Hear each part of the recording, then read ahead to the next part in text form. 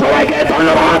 এই প্রতিবাদ সময় কালকে আবার আমাদের এই জায়গায় এই সমাবেশের মধ্যে দেখা হবে। ধন্যবাদ সবাইকে।